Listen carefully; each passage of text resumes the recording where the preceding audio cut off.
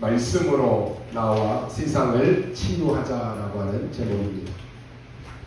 가끔 가다 보면 우리가 하나님이 정말로 계시는가라고 하는 생각들을 하게 됩니다. 어떤 불신자는 하나님이 정말로 살아계신다라고 하면은 왜 이런 일이 일어나겠느냐라고 생각합니다. 아니, 정말로 하나님이 계시다라고 하면은 나에게, 우리 가정에, 우리 산업에 이런 일이 일어날 수 있느냐? 이런 질문을 합니다.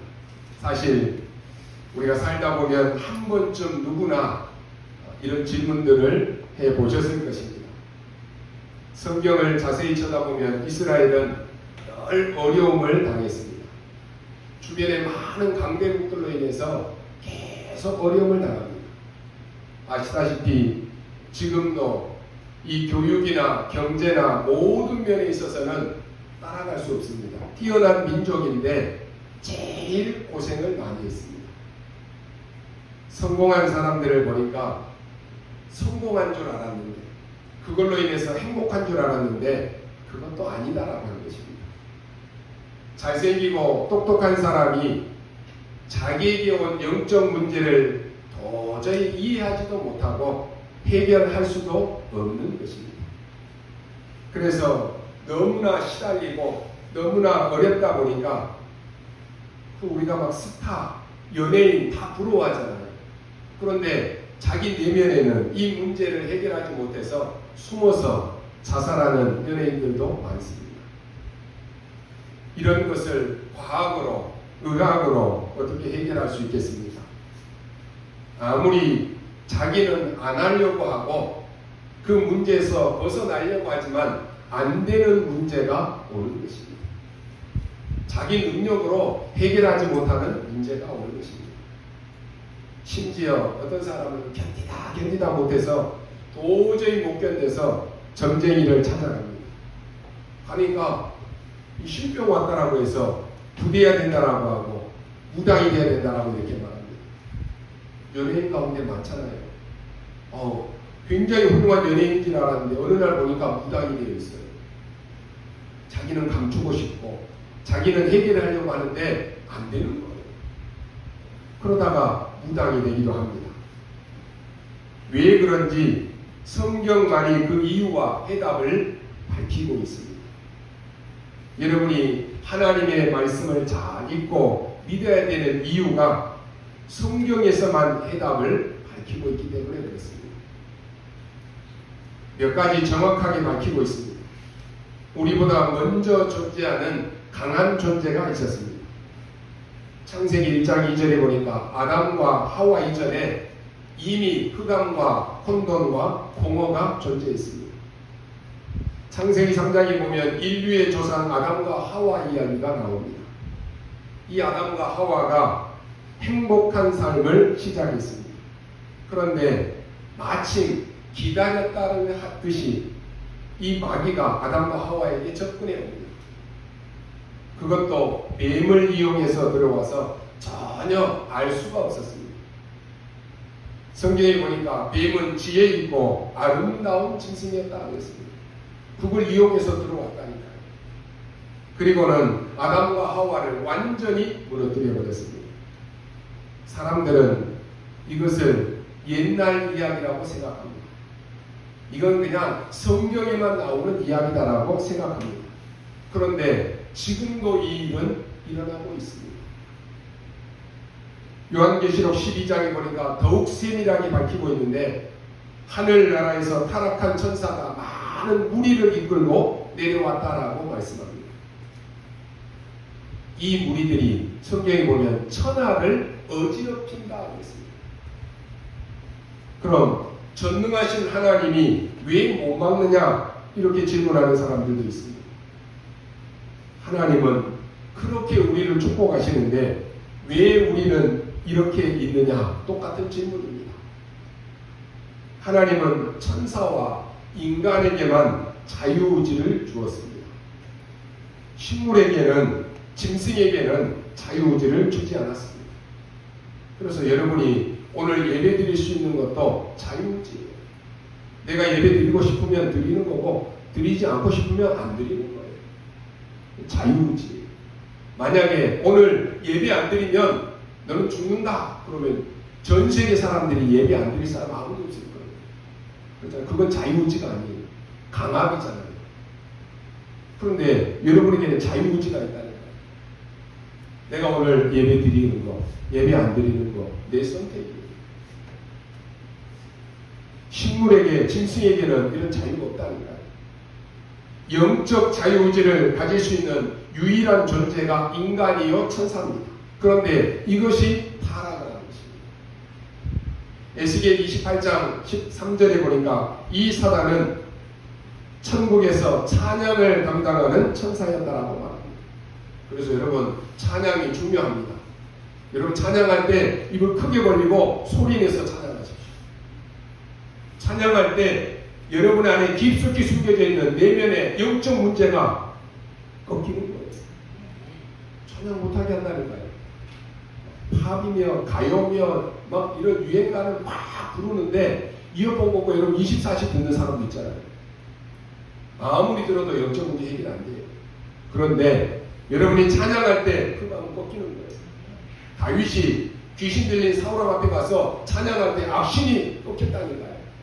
그래서 여러분이 예배할 때 찬양이 중요한 거예요. 저는 어디서든지 예배할 때 찬양을 큰 소리로 부릅니다. 왜요? 흑암이 꺾이는 거예요. 에휴, 뭐 마스크 썼으니까 소리도 안 나오고, 뭐 내가 부르는지 안 부르는지 모르니까. 근데 여러분 자신이 알고 하나님이 알고 사단이 아는 거예요. 그래서 여러분이 예배는 하나님 앞에 드리는 거예요.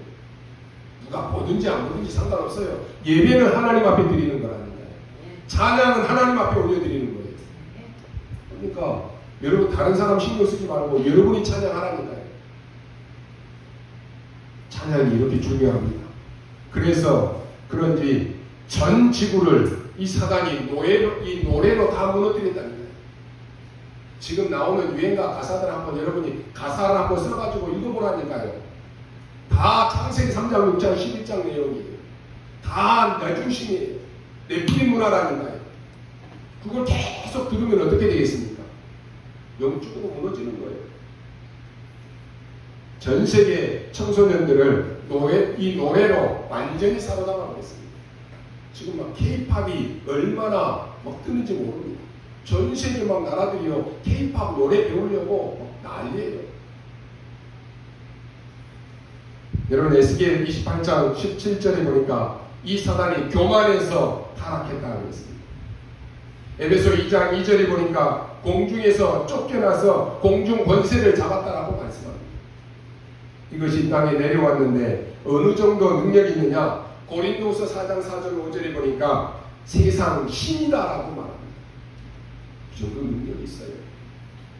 불신자들이 성공하는 것처럼 보이는데 나중에는 반드시 문제옵니다. 세상 신. 요한복음 16장에서는 세상 임금이다라고 말합니다. 고린도서 11장 14절에서는 광명의 천사로 변장했다고 했습니다. 아름다운 것으로 막 보여주니까 다 속는 거예요. 여러분 사단의 문화가 얼마나 아름답습니까? 사단의 말이 얼마나 달콤합니까? 다 속는 거예요. 야 오늘 피곤한데 쉬어. 다 속잖아요. 아 그래. 다 속는 거예요. 광명의 천사로 포장해서 여러분에게 말로 아름다운 것으로 다 포장해서 속이는 거예요. 이게요 사단은 종교인들을 사로잡습니다. 어떤 면에서 선행 많이 하는 사람들을 사로잡습니다. 성공자를 사로잡고 천재들을 사로잡습니다. 실제로 일반 모든 사람들을 사단이 다 장악했습니다. 창세기 3장인 이 사단이 가정을 파고들어서 가정을 다 무너뜨렸습니다. 창세기 6장에 사회로 들어와서는 사회를 다 무너뜨렸습니다. 에베소 6장 12절에 정사를 사로잡았다는 것입니다. 권세자를 사로잡았다는 것입니다. 에베소 6장 13절에 보면은 제일 끝에 가서는 완전히 무너뜨려버리는 것입니다. 이 눈에 안 보이는 마귀는 멸망시키는 것이 목적입니다. 무속인들 한번 보십시오. 처음에 막 신내림 받았을 때 막 이 신내림 받은 사람들이 젊게도 잘 나오고 그러니까 능력 있게 행합니다. 끝에 가서는 완전히 무너져요. 여러분들 무속인들 한번 찾아보십시오. 유명했던 무속인들 이제 신기 떨어지면 그 약을 막 봉지 싸놓고 있어요. 온 천지 안 아픈 데가 없어요. 신기도 다 떨어지고 이제는 완전히 버림을 받아가지고 완전히 무너져 있습니다. 도와주는 척 하다가 끝에 가서 완전히 무너뜨려 버리는 거라니까. 에베소 6장 16절에 보니까 이 사단은 숨어서 화전을 쏘아낸다고 했습니다. 화전이 뭡니까? 불화살을 쏘아낸다니까. 여러분의 가정에 불화살 쏘아내면 어때요? 집안이 막 풍지박산 나잖아요. 당시에 이스라엘 사람들, 지도자들, 로마 사람들 굉장히 훌륭한 분들입니다. 그러나 확실한 것은 이스라엘은 지금 멸망 직전에 놓여 있습니다.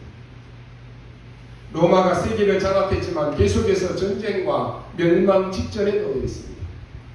더 놀라운 것은 그리스도께서 오셨는데도 불구하고 그리스도를 십자가에 못 박고 처형시키고 그리스도가 3일 만에 부활했는데도 불구하고 안 믿었다는 거예요. 교회를 완전히 핍박하는 그런 상황에 놓였습니다. 왜 그랬습니까? 중요한 것을 몰랐기 때문에 그렇습니다. 그러니 40년, 50년 교회를 다녔는데 완전히 무너진다는 거예요. 왜요? 중요한 건 몰랐기 때문에. 종교생활 하는 거예요. 복 받을까 싶어서, 사업 잘 될까 싶어서, 우리 자녀들 승진할까 싶어서 종교생활 하듯이 똑같이 교회를 다닌다니까요. 복음 하나도 없어요. 그러니까 그렇게 열심히 했는데 어느 날 다 무너진다니까요. 여러분, 무속인들 찾아가서 물어보십시오. 교회 다니면서 직분 안 가진 거 없어요. 집사도 있고 권사도 있고 성가대, 교사 다 있다니까요. 다 해봤는데 안 되더라는 거예요. 왜요? 중요한 건 놓칩니다. 여러분 오늘 반드시 언약 붙잡아야 됩니다. 예배 드릴 때 여러분 하나님 앞에 집중하십시오. 사단은 여러분을 무너뜨리는 게 목적이라니까요. 그러니까 다 놓치는 것입니다. 오히려 이 사람들이 교회를 핍박했다는 거예요. 그렇게 신앙생활을 열심히 했는데도 나라는 망하게 된 것입니다. 이때 요한이라고 하는 인물이 나타났습니다. 여러분 아시다시피 요한은 예수님과 항상 같이 다녔던 3명의 제자 중에 한 명입니다. 성경에 보니까 베드로, 야고보, 요한 이 서히 같이 나오는 말씀들이 많이 나옵니다. 그 중에 한 명이 요한입니다. 이 요한은 요한복음뿐만 아니라 요한 1, 2, 3서 요한계시록을 쓴 저자입니다. 이 요한이 요한복음을 남겼는데 그러면 무슨 내용을 썼습니까? 플라톤이라고 하는 사람은 요한복음 1장을 읽어보고 뭐라고 말했느냐? 황금서로 남길 가치가 있는 글이다라고 표현했습니다. 유니오스라고 하는 이 사람은 유명한 학자인데 이 사람은 뭐라고 했느냐? 내가 너무 세상에 젖어있는 신앙생활을 했는데 이 요한복음 때문에 나는 큰 깨우침을 얻었다라고 말하고 있습니다. 사복음서를 말할 때 우리가 마태, 마가, 누가복음, 요한복음을 말합니다. 이 마태, 마가, 누가복음 공간복음입니다. 그 뒤에 요한복음은 결론을 말합니다. 지금 요한복음을 통해서 우리가 자세히 찾는 게 많이 있는데 요한복음 1장에 굉장히 중요합니다. 그 중에 여러분이 잘 아는 말씀입니다. 요한복음 1장 12절에 어떤 말씀입니까? 영접하는 자, 곧 그 이름을 믿는 자들에게는 하나님의 자녀가 되는 권세를 주셨으니 라고 말합니다. 우리가 잘 알고 있는 본문입니다. 그런데 여러분도 그렇고 저도 그렇고 어릴 때부터 잘 알고 있는 본문입니다. 늘 설교 시간마다 들었던 말씀입니다. 그런데 복음 깨닫기 전에 저는 이 말씀을 아무리 읽어도 저와는 아무런 상관이 없는 그런 말씀이었습니다. 그냥 읽었다니까요. 그냥 외웠다니까요. 그런데 제가 복음 깨닫고 은혜 받고 난 다음에 제일 중요한 단어가 뭐냐? 바로 예수 그리스도의 이름입니다. 영접하는 자, 곧 그 이름을 믿는 자입니다. 그 이름을 믿는 자는 어마어마한 단어입니다. 그리스도 이름이 운명을 바꿔버립니다. 그리스도 이름이 제 인생의 모든 것을 다 바꿔버렸습니다. 제가 만약에 이 복음 몰랐다라고 하면은 목회를 하더라도 그냥 목사가 됐을 것입니다. 그런데 하나님은 저를 통해서 전도 운동하는 그 목사로 하나님이 바꿨습니다. 목사가 아니라 전도자 목사로 바꿔버렸다니까요. 제 인생이 완전히 바뀐 이름입니다. 여러분이 그리스도 이름 모르고 교회 다녔다, 종교생활 한다니까요. 교회만 왔다 갔다 하고 오래 다니고 헌금도 많이 하고 열심히 하니까 장로도 되고 권사도 된다니까요. 그런데 믿음은 하나도 없다니까요. 그런 신앙생활 하다가 갈 사람들인데 하나님은 우리에게 그리스도 이름을 믿는 자들에게 여러분을 전도하는 중직자로, 전도운동하는 제자로 하나님이 여러분을 세운다니까요. 우리의 운명이 한 번 살다가 그저 그렇게 세상 사람들처럼 살다가 가는 인생인데 2, 3, 7 나라 5천 종족 복음할 전도 제자로 우리 운명을 바꿔버렸다니까요. 얼마나 축복입니까? 오늘 여러분이 요한복음 1장을 여러분이 읽으면서 붙잡아야 될 내용입니다. 그 첫 번째가 영원한 보호자의 문을 여는 열쇠가 되는 이름을 우리에게 주셨습니다. 마태복음 1장 21절에 보니까 예수님이 태어났을 때 보라 처녀가 잉태하여 아들을 낳을 것이니 그 이름을 임마누엘이라 하리라 했습니다. 예수님의 이름이 바로 임마누엘입니다. 임마누엘이 뭔지는 아시죠? 하나님이 우리와 함께 하신다라고 하는 것입니다. 여러분이 혹 그 이름으로 기도했다거나 그 이름의 권세를 사용했다라고 하면 반드시 성취되게 되어 있습니다. 여러분 잘 안 믿으시는데요. 믿으시기 바랍니다. 심지어 여러분이 모르고 이 그리스도 이름을 사용해서 기도했는데 역사는 반드시 일어납니다. 왜냐? 여러분은 하나님의 자녀이기 때문에 그렇습니다. 마가복음 16장 17절에 보니까 예수님께서 내 이름으로 귀신을 쫓아내게 될 것이다 그랬습니다. 여러분이 이 이름으로 분명히 귀신 들린 자를 고칠 수가 있습니다. 믿으시기 바랍니다. 혹 영적으로 어려움 당하고 정신 문제로 어려움 당하는 분이 있습니까? 지금 이 시간에 나사렛 예수 그리스도 이름으로 선포하십시오. 다른 이름으로는 안 된다니까요. 그 이름의 능력, 그 이름의 권세를 우리에게 주셨습니다. 그래서 지금 여러분의 상황하고 아무런 상관없어요. 지금 여러분의 환경과 아무런 상관없습니다. 여러분이 예수 그리스도 이름으로 기도할 때 역사가 일어나는 것입니다. 하나님은 우리가 흑암을 꺾을 길이었기 때문에 이 흑암을 꺾을 이름 열쇠를 우리에게 주셨다니까요. 믿으시기 바랍니다. 요한복음 14장 14절에 내 이름으로 무엇이든지 구하라 그랬습니다. 아, 예수님이 내 이름으로 무엇이든지 구하라 그랬으면 구하면 되는 거예요. 응답 오고 안 오고는 상관없다니까요. 하나님이 우리에게 열쇠를 주신 것입니다. 마태복음에 말씀합니다. 천국 열쇠를 내게 주노라 했습니다. 여러분 같으면요, 여러분의 자녀들이 위험에 처했다. 그냥 가만히 보고만 있겠습니까? 아마도 위험할 때는 이렇게 하라고 알려줄 것입니다. 왕이 중요한 일에 암행의사를 보낼 때 그냥 보내지 않고 마패를 줘서 보냅니다. 아무리 지식이 높아도 불신자들은 영적인 거 잘 모릅니다. 왜 재앙이 오는지, 왜 이런 문제가 계속해서 반복적으로 오는지 모릅니다. 지금 미국에 정신병자 많이 일어납니다.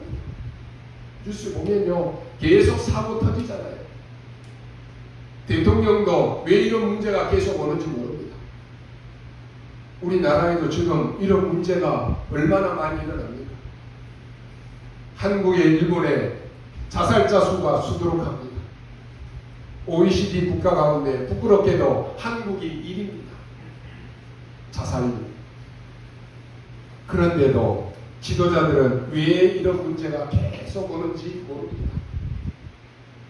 그래서 하나님은 우리에게 영원한 보호자의 문을 여는 열쇠가 되는 그 이름을 우리에게 주셨습니다. 요한복음 3장 16절에 하나님이 세상을 이처럼 사랑하사 그랬습니다.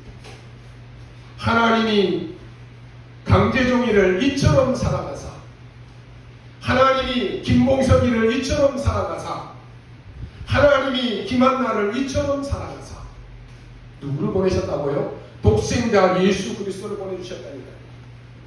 누가 나를 위해서, 내 죄를 위해서 대신 죽을 사람이 어디 있습니까?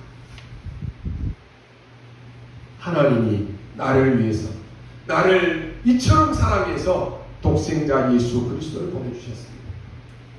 여러분 같으면 여러분의 자녀에게 좋은 것 있으면 무조건 주지 않겠습니까? 그게 은혜입니다. 여러분의 자녀가 불타서 죽는데 그냥 가만히 보고 기다리고 있겠습니까? 어떻게 해서든지 간에 살리려고 하지 않겠습니까? 요한복음 14장 16절에 예수님이 직접 말씀하십니다. 내 이름으로 보혜사 성령을 너희에게 보낼 것이다 하겠습니다. 보호하시고 은혜 주시고 가르치시는 그 성령을 우리에게 보내시겠다라고 하는 것입니다. 심지어 요한복음 17장 11절에 보니까 예수님이 나에게 여호와의 이름을 주셨다라고 말씀합니다. 그 이름으로 보존하고 지키신다라고 말씀합니다. 그래서 우리가 예수 그리스도의 이름으로 이 기도할 때는 흑암이 벌벌벌 떠는 것입니다. 믿으시기 바랍니다. 여러분이 체험하시기 바랍니다.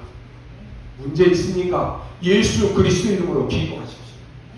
그 이름의 능력과 권세를 사용하십시오. 만약에 우리에게 그 이름의 권세와 능력을 주시면서 네가 딱 100번만 사용해라, 그 이후는 안 된다, 그래서 우리가 아껴야 되겠죠. 그런데 그건 적이 없어요. 마음껏 사용해도 줄어들지 않는다니까요. 근데 왜 안 쓰냐라고 하는 거예요. 머리로는 다 알고 있어요. 다 들어서 알고 있다니까요. 그런데 당장 문제고 당장 어려운 거면 사용을 안 한다니까요. 뭐부터 해요? 염려부터 해요. 걱정부터 합니다. 어떻게 해결할지 머리 굴린다니까요. 그러니 하나님이 일하실 시간이 없어요. 왜요? 내가 다 하려고 하니까. 여러분 믿으시기 바랍니다. 그리스도 이름의 권세를 사용하시기 바랍니다. 이 이름이 흑암새들이 벌벌 떠는 이름이라니까요. 그래야 신앙생활이 되는 것입니다. 예수 그리스도의 이름, 이 말은 하나님이 주신 열쇠입니다. 목사님 이래서 문제고요, 저래서 문제고요, 우리 가정은 이래서 내가 어렵고요, 다 얘기해요. 그건 뭐예요? 나는 그리스도 이름으로 기도 안 한다라고 하는 거예요. 안 믿는다라고 하는 것이에요. 여러분 그 정도가 아닙니다. 사도행전 2장 21절에 보니까 누구든지 주의 이름을 부르는 자는 구원을 얻으리라 하겠습니다. 왜 그렇습니까? 다른 것으로는 구원받을 수 없기 때문에 그렇습니다. 심지어 사도행전 3장 6절에 보니까 이것을 깨달은 베드로는 완전히 달라져 버렸습니다. 베드로가 어떤 사람인가는 여러분 아시죠? 예수님이 십자가를 못 박히실 때 도망갔던 제자입니다. 부인했던 제자입니다. 그런데요, 이 베드로가 완전히 달라졌다니까요. 사도행전 4장 12절에 보니까 은과 금은 내게 없지만 내게 있는 건 내게 주노니 나사렛 예수 그리스도 이름으로 일어나 걸으라 했습니다. 완전히 이 안진뱅이의 운명이 뒤집어 버렸습니다. 여러분 이것을 체험하셔야 됩니다. 그래야 진짜 신자입니다. 이걸 못 보니까 자꾸만 엉뚱한 데 시간을 다 낭비하는 것입니다. 이걸 못 보니까 다른 사람 눈치 보면서 신앙생활 하는 거예요. 이걸 못 보니까 적당하게 신앙생활 하는 것입니다. 그러면요, 여러분의 후대도 다 그렇게 살다가 죽을 것 아닙니까? 말도 안 되는 소리입니다. 성경의 제일 중요한 말씀입니다. 바리새인들이 왜 예수 그리스도 말하지 말라고 했는데 그리스도 얘기하냐라고 하면서 시비를 걸었습니다. 그때 베드로가 이렇게 대답합니다. 천하 인간의 구원 얻을 만한 다른 이름을 우리에게 주신 적이 없다 그랬습니다. 그 무식한 베드로가 그 유식한 사람들이 가득 모여있는 그 훌륭한 법정에서 외친 말입니다. 아직도 여러분이 신앙생활하면서 걱정이 있습니까? 두려움이 있습니까? 염려 있습니까? 그리스도를 믿으십시오. 그리스도 이름의 능력을 사용하십시오. 그리스도를 체험하십시오. 여러분, 지금 누구의 말이 맞습니까? 베드로가 어떻게 되었습니까? 그 이후에 베드로는 세계를 복음하고 이스라엘은 완전히 멸망을 받았습니다. 심지어 뭐라고 말합니까? 사도행전 9장 15절에 보니까 이 예수를 믿는 사람들을 핍박했던 바울을 예수님이 직접 다메섹에서 꺾어버렸다니까요. 바울 보고 한 얘기입니다. 내 이름을 위하여 이방인과 임금들, 왕과 이스라엘 민족을 위해서 세운 나의 택한 그릇이다라고 말씀합니다. 여러분, 더 중요한 것은 빌립보서 3장 21절 말씀입니다. 이 이름은 만물을 복종케 하는 이름이다 하는 것입니다. 여러분이 그냥 아무 의미 없이 사용하는 이 그리스도 이름이 만물을 복종케 하는 이름입니다. 저는 이 그리스도 알고는 기도가 달라졌습니다. 예수 그리스도 이름으로 모든 나의 불신앙과 모든 흑암은 떠나갈지어다. 왜 그렇습니까? 그리스도 이름 앞에 만물이 복종한다라고 그랬습니다. 만물이 복종하는 이름을 내가 지금 사용하는데 뭐가 염려될 거 있습니까? 여러분이 혹 지금 불안하고 염려되는 부분이 있습니까? 지금 나에게만 성령의 역사가 그 현장에 전달되게 하옵소서. 그럼 역사 일어난다니까요. 예수 그리스도 이름으로 모든 하늘 군대가 지금 동원될지어다 선포하라니까요. 이 이름이 만물을 복종케 한다고 했습니다. 저는 옛날에도 저도 어떻게 살까 걱정도 많이 했던 사람입니다. 물론 제 수준이 그것밖에 안 됐습니다. 그러니까 어떻게 밥 먹고 살까? 제가 교육자 생활할 때는 또 어느 교회에서 가서 또 교육자 생활해야 될까 늘 걱정이었어요. 이 정도밖에 안 되는 나이였습니다. 얼마나 불쌍한 사람입니까? 밥 먹고 살기도 힘든 그런 것 같으니까 미래가 얼마나 불안합니까? 그러니까 늘 이 힘들 것 같은 예상이 늘 오는 거예요. 또 어떻게 살지? 또 어디 가서 살아가지?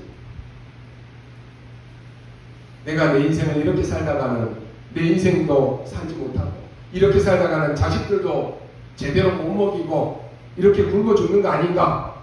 이게 늘 제가 염려하는 수준이었습니다. 여러분, 그게 무슨 하나님의 자녀입니까?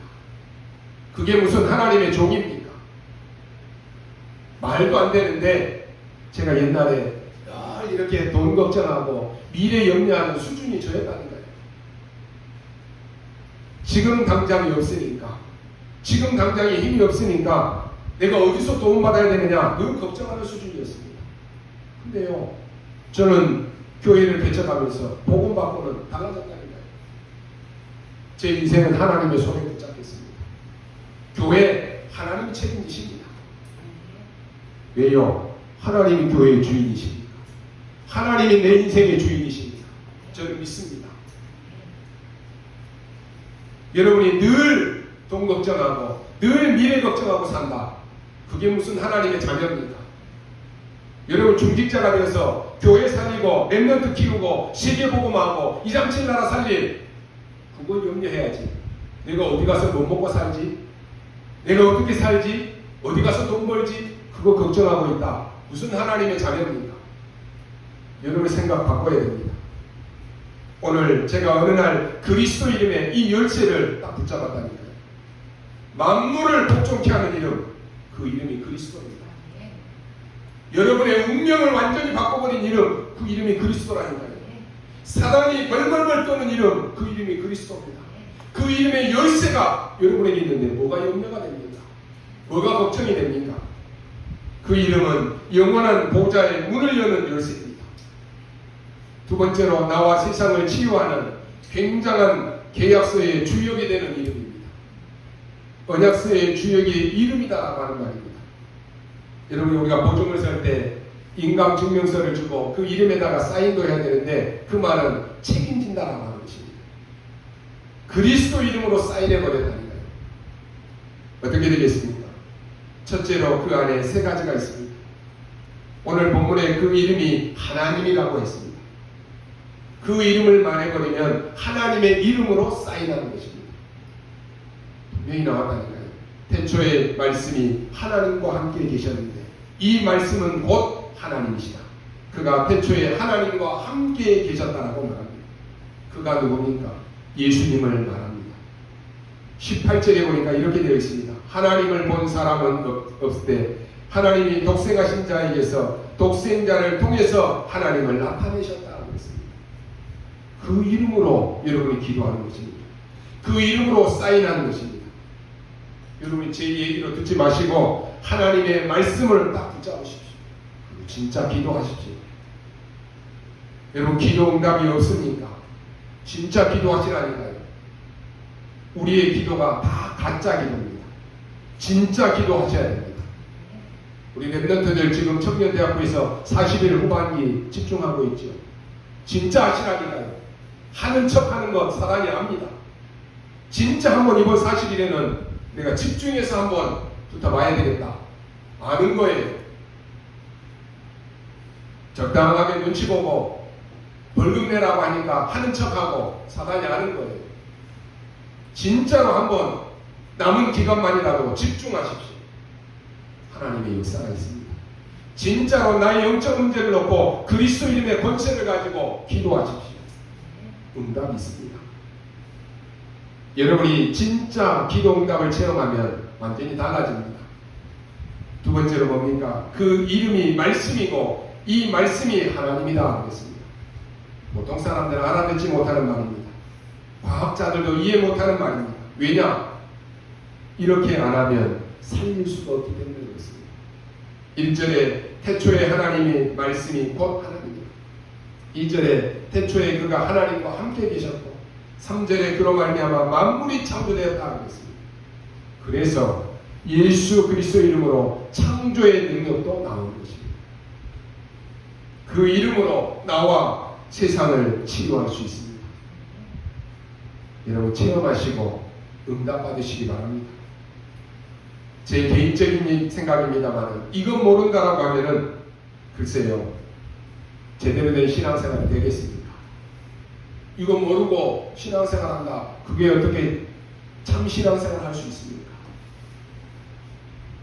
교회는 왜 다닙니까? 이거 모르고 교회 다니면 재미가 없을 것입니다. 이거 모르고 예배 시간 드리면 예배가 지루할 것입니다. 이 축복을 모르고 교회 다닌다면 아마도 교회 다니는 것처럼 힘든 게 없을 것입니다. 그럼 어떻게 해서든지 간에 빠지려고 해요. 왜요? 내가 이 기쁨을 모르니까, 내가 이 행복을 모르니까, 예배에 대한 응답의 이 축복을 내가 모르니까 힘들 수밖에 없는 거예요. 왜 교회 다닙니까? 하나님이 안 보이고 사람만 눈에 보이는데 얼마나 힘들겠습니까? 거기다가 뭐 수요 예배 드려라, 금요 철야 기도 드려라, 새벽 예배 드려라. 여러분 평상시에도 기도 안 하는데 소리내서 기도하라. 그러면 되겠습니까? 나는 지금 아무 응답도 없는데 기도하라. 얼마나 힘들겠습니까? 오늘 여러분 확인하십시오. 흑암이 이것 모르도록 어둡게 만들고 깨닫지 못하게 만든다라고 있습니다. 그래서 어둠에 있는 이 사람들은 알지 못하는 거예요. 진짜 응답받는 성도, 진짜 응답받는 교회가 되어야 되는 것입니다. 그래서 오늘 하나님의 말씀을 확인해야 됩니다. 요한계시록 19장 13절에 이렇게 되어 있습니다. 피 묻은 옷을 입은 그리스도를 봤는데 그 이름이 하나님의 말씀이다 하겠습니다. 그래서 여러분이 말씀을 듣는 것입니다. 또 오늘 뭐라고 되어 있습니까? 그 이름이 빛이요 생명이다 하겠습니다. 여러분이 그리스도 이름으로 기도할 때는 빛이 비추고 죽은 자가 살아나는 생명이 비친다라고 하는 것입니다. 오늘 4절에 보니까 그 안에 생명이 있고 그 안에 빛이 있다고 했습니다. 이 말을 들을 때 혹 여러분 중에 기분 나쁜 사람이 있습니까? 그 사람 구원 못 받은 사람입니다. 그 안에 생명이 있고 그 안에 빛이 있다는데 기분 나쁘다. 구원 못 받은 사람입니다. 혹 나는 기분 나쁘다 이 말을 들으니까 그런 사람 예배 안 드리고 나가면 됩니다. 그런 사람이 여기에 있으면 안 되는 것입니다. 이 말이 도저히 나는 이해가 잘 안 된다. 그럼 곤란하게 됩니다. 이것을 아는 사람을 보고 기독교인이다라고 말합니다. 그리스도를 아는 사람이 그리스도인입니다. 9절에 보니까 참 빛이 세상에 비쳤다는 것입니다. 10절에 그러나 세상은 알지 못했다는 것입니다. 11절에 보니까 자기 백성도 영접지 아니했다는 것입니다. 그러나 영접하는 자, 곧 그 이름을 믿는 자들에게는 하나님의 자녀가 된다 그러지 않고 하나님의 자녀가 되는 권세를 주셨으니 그랬습니다. 그래서 여러분, 우리가 대표로 기도하는 분들이 기도 마칠 때 뭐라고 말합니까? 예수 그리스도 이름으로 기도합니다. 기도 모르는 사람이 이 말이 뭔 말인지 모르는 사람은요, 한참 기도하고 나서 기도 끝. 여러분이 기도 다 하고 예수 그리스도 이름으로 기도합니다. 이게 얼마나 능력 있는 말씀인지 모릅니다. 그러지 않습니까? 이게 보통 말이 아니라니까요. 그걸 아셔야 되는 거예요. 이걸 알아야 흑암이 떠오르는 것입니다. 여러분, 경찰이 도둑놈을 잡을 때 당당하게 쫓아가서 잡아야지 벌벌벌 떨고 있다. 어느 도둑놈이 경찰을 보고 겁내겠습니까? 형사가 강도를 잡을 때 용감하게 가서 잡아야지 눈치 살살 보고 겁먹어 갖고 있으면 그 도둑놈이, 어떤 도둑놈이 그 형사를 보고 겁을 내겠습니까? 여러분이 그 이름을 알고 기도하는 자, 그 앞에 사단은 벌벌벌 떠는 거예요. 여러분이 진짜로 그리스도 이름의 능력을 믿고 그 권세를 알고 사용하는지 사단을 안다니까요. 이게 진짜 복음입니다. 여러분이 바로 그런 존재다라고 하는 것입니다. 이 빛을 여러분이 있는 모든 현장에서 비추라고 하는 것입니다. 일어나라, 빛을 발하라 하는 것입니다. 이 빛이 내 위에 임하여 있느니라. 지금 여러분의 현장이 어디입니까? 지금 그 현장에 여러분이 계시는 그것만으로 빛이 비춰지는 거예요. 그것만으로 흑암은 무너지는 것입니다. 이걸 알아야 되는 것입니다. 세상은 알지 못하고 그랬는데 당연히 모릅니다. 예수 그리스도의 이름은 영원한 보좌의 문을 여는 열쇠입니다. 예수 그리스도의 이름은 계약서요, 언약서의 바로 사인입니다. 세 번째, 마지막으로 예수 그리스도의 이름은 구원과 모든 흑암 문제를 해결하는 증거입니다. 혈류증거에 있는 여인이 예수님의 옷자락만 붙잡았는데 그 근원이 해결되어 버렸습니다. 잘 아는 소경 바디메오가 예수님 앞에 나와서 나를 불쌍히 여기소서라고 외쳤습니다. 그때 그리스도께서 네 믿음대로 될지어다 라고 했는데 그걸로 끝나버린 것입니다. 여러분, 그리스도가 누군가를 알아야 됩니다. 그리스도는 하나님이십니다. 그래서 우리는 그 이름으로 기도하는 것입니다. 아무도 고칠 수 없는 나병 환자, 기먹은 자, 손 마른 자에게 예수님께서는 말씀 한마디로 끝내버렸습니다. 왜 그렇습니까? 예수님이 하나님이시니까 그렇습니다. 그게 요한복음입니다. 마태복음은 뭡니까? 예수님이 왕족으로 오셨다라고 하는 것을 설명합니다. 마가복음은 예수님이 종으로 오셨다라고 하는 것을 설명합니다. 누가복음은 예수님은 사람의 몸을 입고 오셨다라고 하는 것을 설명합니다. 이게 공감복음입니다. 이스라엘이 극한 위기가 왔을 때 이 세계를 넘어서 마지막 결론적으로 나온 이 책이 바로 요한복음입니다. 이 요한복음의 주제는 예수님이 하나님이시다라고 하는 것입니다. 그래서 여러분이 그 이름으로 기도하라고 합니다. 요한복음 8장에 보니까 너희 조상 아브라함이 나를 믿고 구원받았다라고 했습니다. 그러니까 이 바리새인들과 지식인들이 이 말을 못 알아듣습니다. 아니 네가 지금 몇 살인데 아브라함이 너를 믿고 구원받았다라고 하느냐라고 얘기했습니다. 여러분, 그 수준으로는 구원 못 받는 것입니다. 그 수준으로는 기도해도 안 되는 것입니다. 성경도 하나도 모릅니다. 말씀이 하나님인데 말씀을 모른다는 거예요. 여러분, 오늘 말씀 받을 때 치유되는 역사가 일어나시기를 바랍니다. 정말로 믿으셔야 됩니다. 그 정도가 아닙니다. 초대교회 때 그 누구도 고치지 못하는 그 병을 예수 그리스도 이름으로 다 고쳤습니다. 나사렛 예수 이름으로 일어나 걸어라. 바울은 예수 그리스도 이름으로 명하노니 더러운 귀신아 떠나갈지어다 하고 선포했습니다. 떠나가 버린다니까요. 그 이름, 그가 바로 하나님이십니다. 어느 정도냐? 창조 때부터 계셨다라고 기록하고 있습니다. 그래서 성삼위 하나님이십니다. 이걸 어떻게 일반 사람들이 알아듣겠습니까? 그래서 오늘 13절에 이런 말씀이 있습니다. 혈통으로도 알 수 없고 육으로도 알 수 없다라고 말합니다. 진짜 영으로, 구원으로, 하나님의 능력으로 알 수 있는 거라고 말씀합니다. 여러분이 이걸 알아들었다. 얼마나 축복인지 모릅니다. 그리스도 이름은 사단이 벌벌벌 떠는 이름입니다. 그런데 그건 모르도록 사단이 계속 방해 공작을 합니다. 그건 모른다. 사단이 여러분을 갖고 노는 것입니다. 그건 모른다. 사단이 교회 안에 들어와서 교회를 완전히 풍지박산 만들고 교회를 완전히 놀이터로 만드는 거예요. 여러분이 아셔야 됩니다. 하나님이 우리에게 어마어마한 것을 주셨습니다. 앞으로 법이 나오겠습니다마는 예수만 구주라고 말하지 말라는 이런 법이 나올 것입니다. 왜 기독교만 진리냐? 왜 예수님에게만 구원이 있느냐? 다른 종교도 다 같지 않느냐? 이렇게 나올 것입니다. 그러나 성경은 말씀합니다. 만물을 복종케 하는 일입니다. 여러분에게 응답이 반드시 올 것입니다. 그러나 응답의 특징이 좀 있습니다. 기도했는데 한참 있다가 올 수 있습니다. 한참 있다가 올 정도가 아니고 차근차근 한참 있다가 옵니다.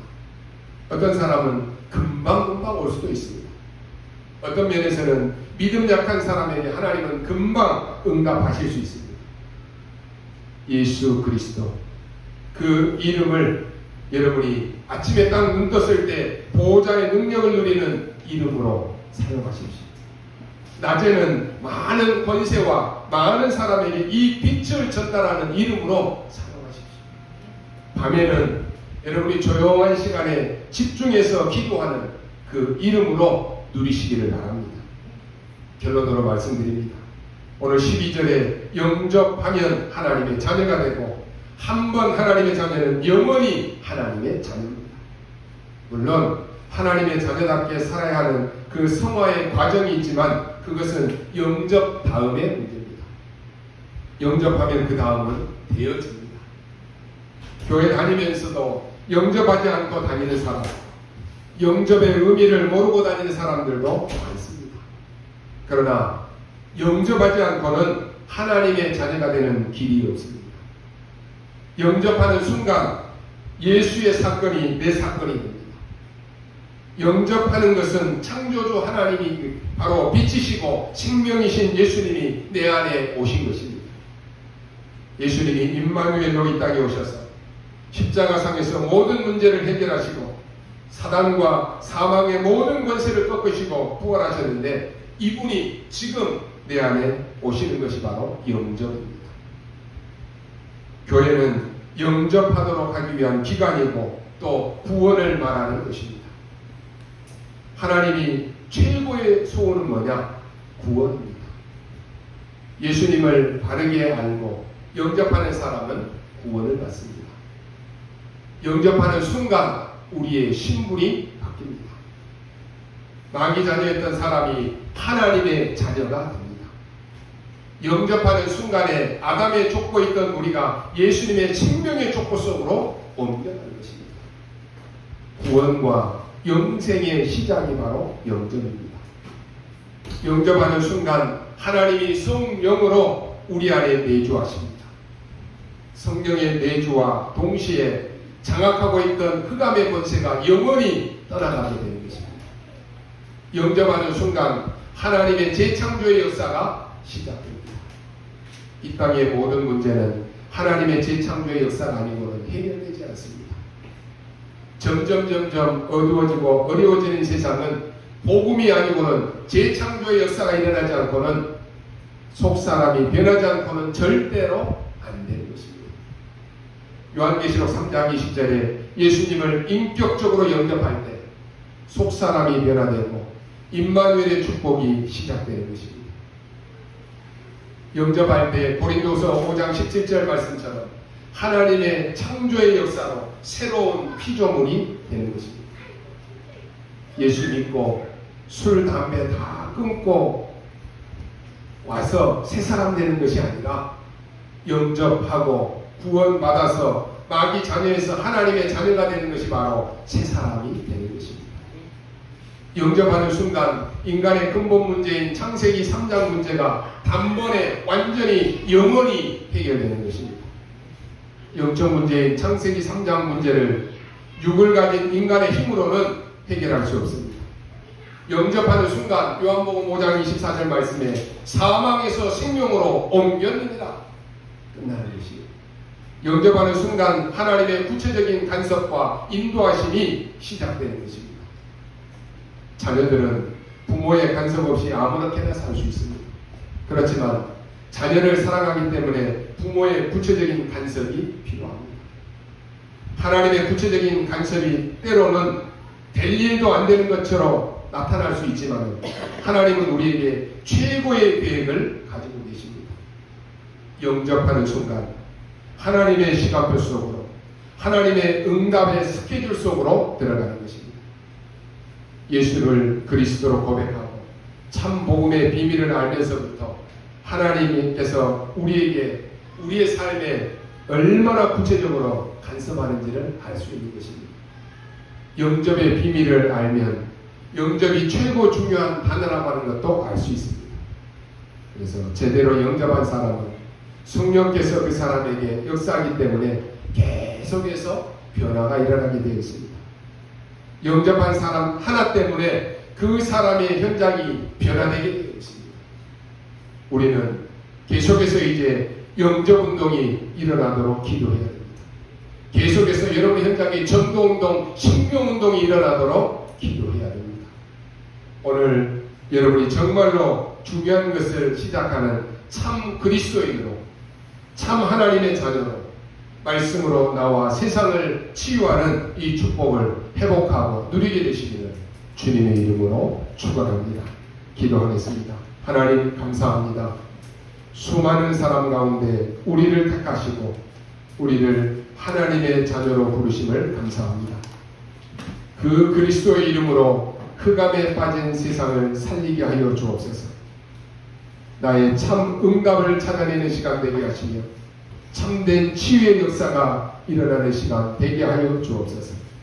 우리에게 주신 그 이름의 권세와 능력을 사용하는 하나님의 자녀된 축복을 누리게 하여 주옵소서. 감사를 드리며 살아계신 우리 구주 예수 그리스도의 이름으로 기도하옵나이다. 아멘.